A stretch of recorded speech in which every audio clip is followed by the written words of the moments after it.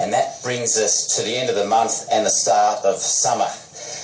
I think if you live in Victoria, you've got to expect a bit of everything. It's certainly not for the faint-hearted when it comes to coping with weather across the state. And if you think back to all that lightning activity we had from the thunderstorms, we saw numerous fire starts across the state. The fire agencies were right onto those, and in fact just before the rain set in, we saw significant fires develop in East Gippsland. Some of those fires actually became what we call pyroconvective, incredibly damaging, and resulted in the evacuation of a number of campers. But the weather often is a two-edged sword, isn't it? It can be good for some and bad for others, and so we've seen that rain put out the fires as I speak.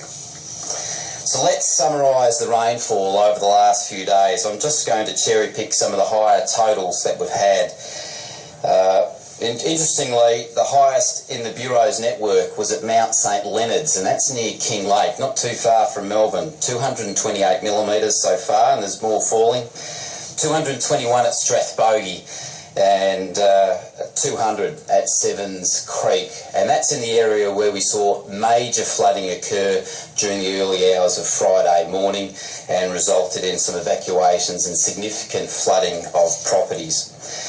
We've also seen 210 millimetres fall at Donabeewang, and some flooding in and around the upper end of the Yarra River, and of course we're carrying a moderate flood warning for the Yarra River.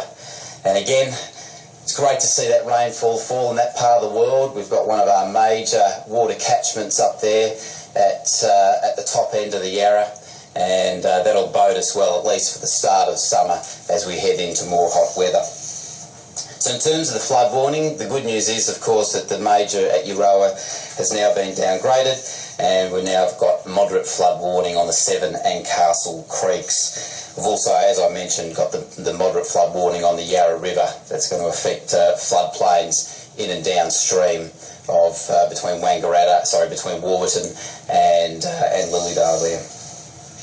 Interestingly, in the last 24 hours, Melbourne's recorded its highest rainfall in the city anyway since 1992, and it was certainly a wet day.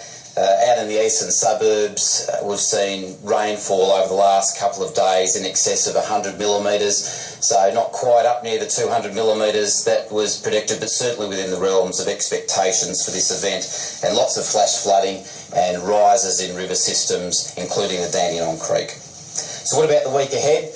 Well, further showers, southerly winds expected today and into tomorrow. The Bureau of Meteorology is watching the next weather system unfold, which is likely to occur on Tuesday into Wednesday.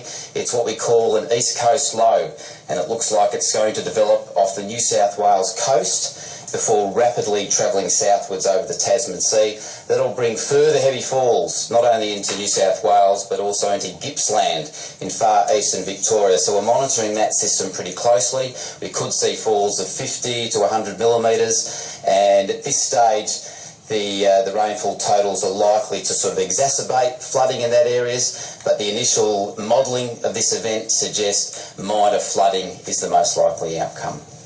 Thank you very much.